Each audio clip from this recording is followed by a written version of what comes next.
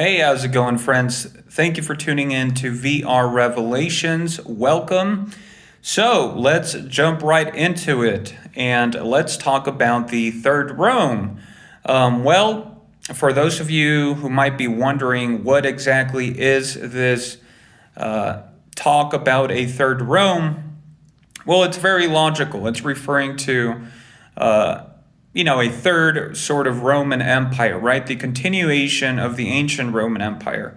So we know that the first Rome was Rome itself, right? With Caesar, Julius Caesar, all the history of Rome, including pagan Rome, the Roman Republic, and then later on the Roman Empire. That is considered the first Rome, and it's very interesting because in our modern day and age, all of these modern nations, these superpowers, they still look back to old times in admiration of the Roman Empire, right? You can see that the U.S. Has based a lot of their republic based off the old ancient Roman republics, way of laws, with the Senate, with the Supreme Court and stuff like that. And there are many countries around the world that, still admire to this day and age the height of power that the ancient Romans reached. And for good reason. It's known as one of the most powerful, military and political empires that have ever existed in the history of the world. And you can even see this in the U.S. A lot of their governmental buildings sort of have that Roman style. You can see it even on the dollar, right? They have the Latin language for a lot of their phrases on the dollar, if you've been paying attention. Of course, the Latin language, it comes forth from Rome. And throughout the world, there has always been this admiration for the Romans. Of course, the only remnants right now that we have of that would be in Italy itself, there in Rome, the Catholic Church, which we will get into it because all of this talk about a third Rome actually plays into biblical prophecy, even though a lot of people that know about this idea of a third Rome might not realize it because they might not necessarily tie it in with, Christianity, but it is very intertwined. And as a matter of fact, it's this idea of a third Rome actually springs forth from biblical prophecy, because in the book of Daniel, there was a dream that I believe the Babylonian king, according to the book of Daniel, had, where he saw a statue, right? Now, correct me if I'm wrong, guys. I'm talking about this subject without any notes or anything. It's all just from memory. But in the Bible, in the book of Daniel, there is a famous prophecy about, four world empires that were to be the predominant empires before the return of Christ, before God's judgment upon earth. And so this prophecy springs forth because at that time, the Babylonian king, who I believe was, in control of Israel. So they had subjugated Israel to the Babylonian authority. And the Babylonian king had a vision. He had a vision, or rather he had a dream that, wasn't allowing him to sleep. He was sort of anxious about it, and he wanted to know the interpretation of the dream. Now, in his dream, he saw a statue where the head was gold. I believe the chest and arms were iron, I believe. And, like the abdomen area was bronze, or it might have been the other way around. It was bronze up here in the chest. So it was gold in the head, bronze in the chest, and then iron, I think, around the abdomen area. And then at the end, at the feet, it was a mix of iron and clay. Now, I could have gotten the order wrong, but that's the dream that the Babylonian king had, according to the Bible. And so none of his magicians or his sorcerers or interpreters could give him a decent explanation of what this could mean. And so, God had a prophet there in Israel at that time, even though they were in subjugation to the Babylonians because of Israel's sin and defiance of their covenant with God. And so Daniel was a man of God, and he was actually serving in the high court, I believe, of this Babylonian king. So, he was very popular. He was very well known, and they called him over so he could interpret this dream for the Babylonian king. And according to the Bible, God spoke to his prophet Daniel, and he gave him the interpretation of the dream so he could give it to the Babylonian king. And he did. And essentially, he told him that, God's judgments were going to come upon, the Babylonian kingdom. And he prophesied how, power would be taken away from the king, and that the head of gold, on the statue that he saw in his dream represented the Babylonian kingdom. Well, now it is widely considered in Christian circles that as the Bible has told us, the head of gold was the Babylonian kingdom, and then the other three kingdoms were to be represented by, I believe, the Medo-Persian kingdom or empire, and then the Greek empire, so the Greeks, and then the Roman Empire, right? And the Roman Empire was to be the last empire, according to this vision, before the end of times. And so now we have a picture of sort of, the biblical prophecy concerning Rome.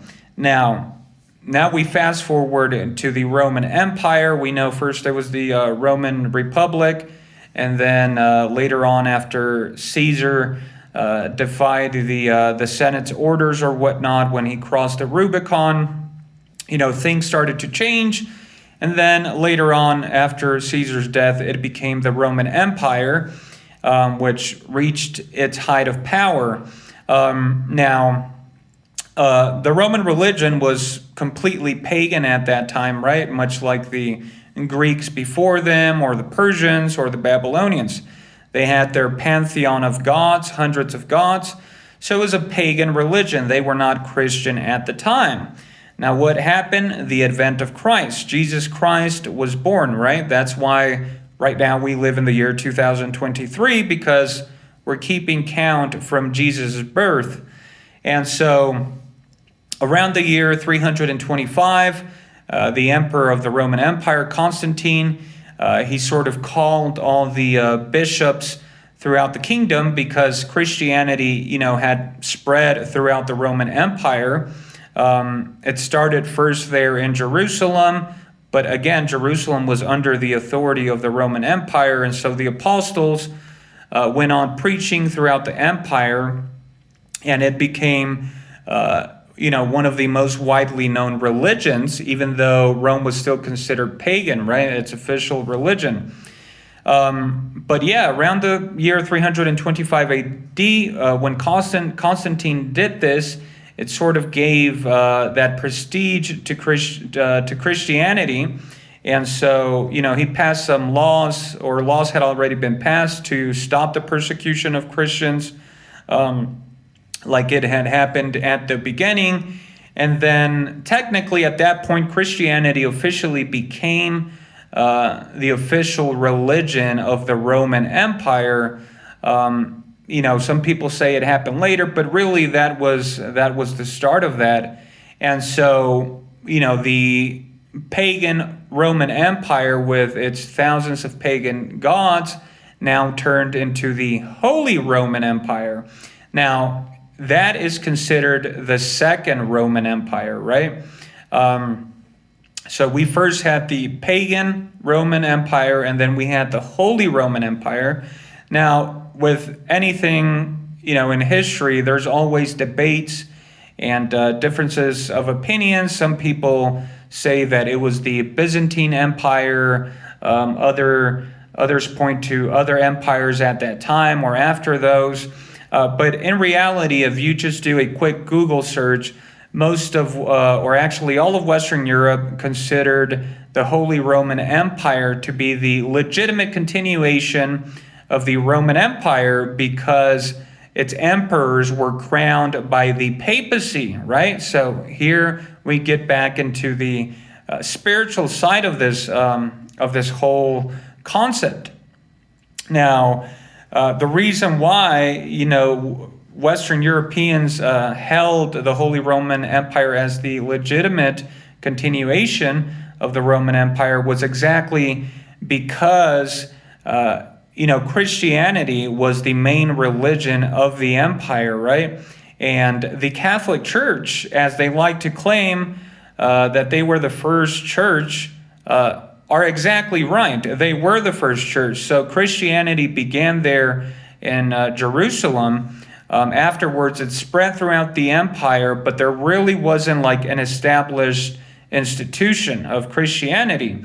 And the first one that was established was there at the capital in Rome, what is now known as the Catholic Church, the Vatican. It's literally the oldest institution in our modern day and age. It goes back to the times of the Roman emperors. And of course, many people travel there, as tourists to go see the architecture of those ancient buildings where the Pope comes out and gives his sermons and all of that. And, all the masterpieces there by all the famous artists throughout the world, like the Sistine Chapel and all the statues of King David and all of the Roman statues, which are priceless, right? But that is where the Catholic Church was founded, and of course it's still there. And so that was the sort of the religious center of the Roman kingdom. And so with the Holy Roman Empire, the papacy, especially the popes to be more specific, held a lot of power, and they pretty much held on to this power for 1,000 years, right? For 1,000 years until Napoleon Bonaparte defeated Austria and Emperor Francis and essentially forced the empire to break down. And, it came to an end by the providence of God, in my opinion. But the Vatican is still there, right? And this is exactly the point I want to talk about, because there's a lot of speculation about a third Rome and what could be a third Rome. Is it the United States? Is it some European country? Well, the most common belief right now from what I've been seeing is that Russia could be the continuation of the Roman Empire, according to people that discuss this. Now, Russia itself, President Putin or its leaders, don't necessarily claim to be a continuation or anything. This is more of a speculation, amongst the people that pay attention to these things. But Russia itself, they really don't necessarily, claim to be the continuation of the Roman Empire. They're a very proud nationalistic people. They have their own history. And so, there's a lot of speculation, again, about what nation in our day and age could be, like the Third Rome. Now, the reason why many people believe Russia could be the Third Roman Empire is because I think the Byzantine Empire, Byzantine, I think you pronounce it. Some people consider that the Second Roman Empire. And after a while, I guess, after wars and things like that, some of the princes or kings or like the political leadership sort of migrated over to Russian land. And that's why some people speculate that, Russia could be the continuation. But I don't believe so. I think the reality is that the Third Rome is the Vatican. It's the Catholic Church. It's exactly what it has always been, the papacy, right? This all started there at the Vatican, And, the biblical prophecy concerning the Roman Empire being the last empire before the return of Christ hasn't failed. It's still there, hidden in plain sight. Now, the thing is, the Vatican still holds, to all those ancient traditions. They still recite the Latin Mass in the Latin language. They still have, all that ancient architecture there in the seat of Rome. The Pope still considers himself Pontifex Maximus, right, as the head of, earthly governments, and also with all the spiritual power of religious matters. And so he sees himself sort of as the prince, right, of spiritual things and of the earth. Now, as I said before, the papacy for 1,000 years had complete control of Western Europe. All of the Holy Roman emperors sought to be crowned by the Pope to gain legitimacy before the people, and really all the kings and princes and emperors or whatnot would literally tremble before the Pope, and they would do his bidding because they feared him so much, because for 1,000 years in Western Europe, Catholicism was the only religion. Most people were illiterate, and the Pope essentially had complete dominion over all of those people.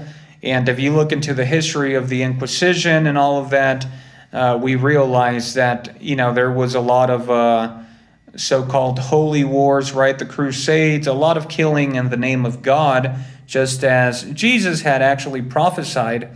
And, the Catholic Church brought terror for 1,000 years upon all of the people who did not bow down the knee before the Pope and before the Vatican. And this sort of puzzles people a lot, right? And that's why a lot of people are dismayed from the Christian religion. But again, I've made a video already talking about how Lucifer, Satan, has literally deceived the world into thinking they are serving God through these institutions, these so-called Christian denominations. Of course, biblically speaking, salvation doesn't lie in any church, in any institution. It's solely based on Jesus Christ, right? And his sacrifice on the cross and his resurrection from among the dead. And so you can only be saved by faith in him, by faith in the scriptures. But the Catholic Church dominated for 1,000 years. They killed millions of so-called heretics, Protestants, Jews, pretty much anybody who didn't bow down to the papacy. And, the popes used the military power of the Holy Roman Empire and of all those countries that were part of that to instill terror pretty much on everybody.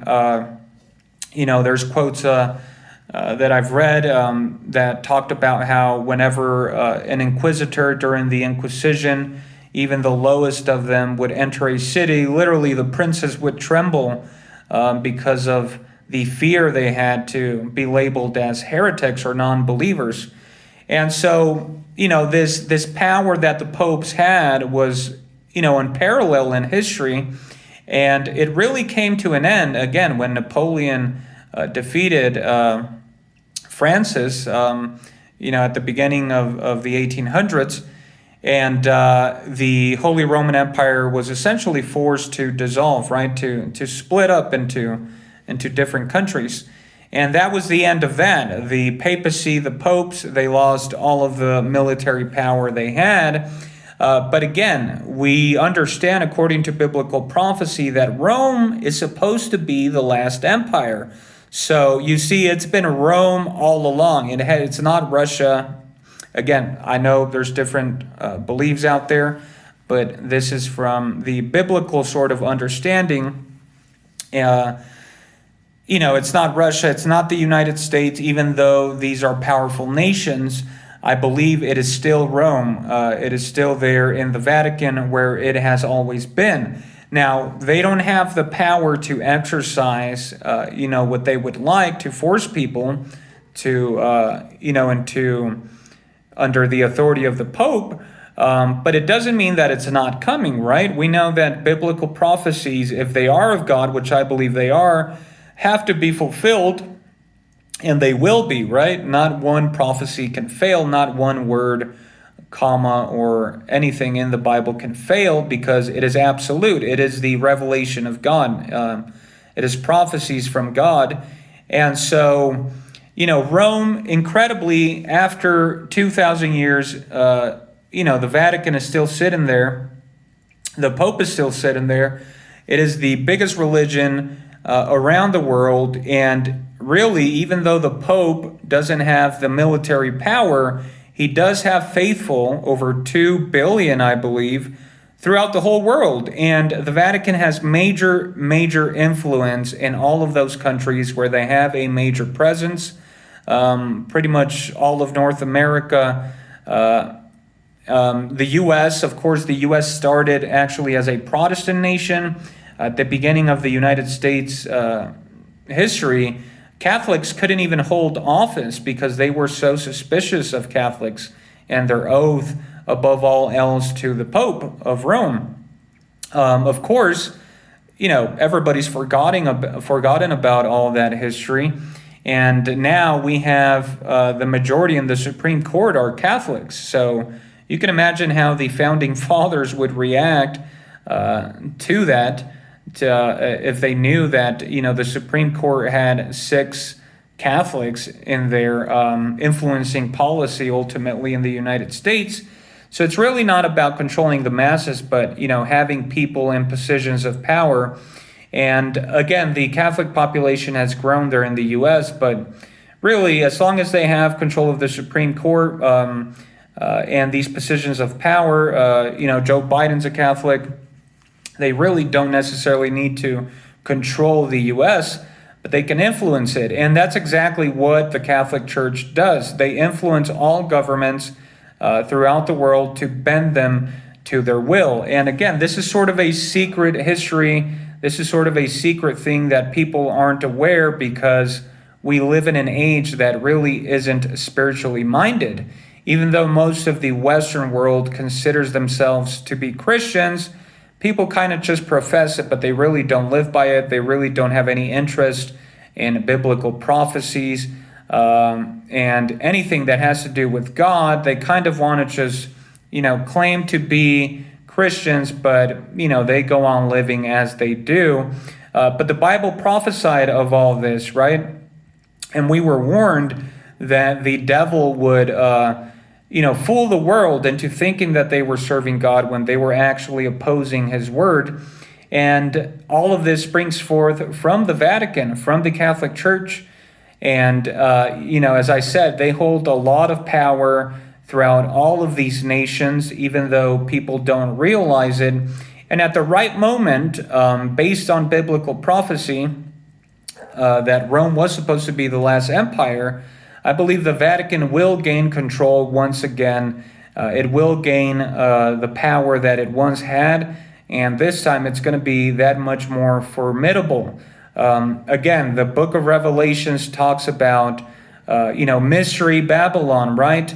The great harlot who is to control the world before the end. And it specifically describes the Vatican. If you actually read there in the book of the Apocalypse, it clearly tells us that this woman who symbolizes the church is seated, on 7 hills, and Rome is famously known for being established on the 7 hills there of Rome, right? It tells us that she's clothed in purple and scarlet. Those are literally the colors of the Catholic Church. And so this is, again, this has fooled all of the Christian world. Most people don't expect, evil or the devil to come forth from a Christian denomination. But that's exactly what he has done. He has fooled the Christian world, or those who base their salvation on these institutions just because they write their name on a book or They claim to be part of the oldest church or whatnot, and they want to continue living in evil, going about their same ways, not turning away from their old ways, not living according to biblical commandments. But all along, they want to claim that they are saved, that they are godly people. But their actions show the contrary.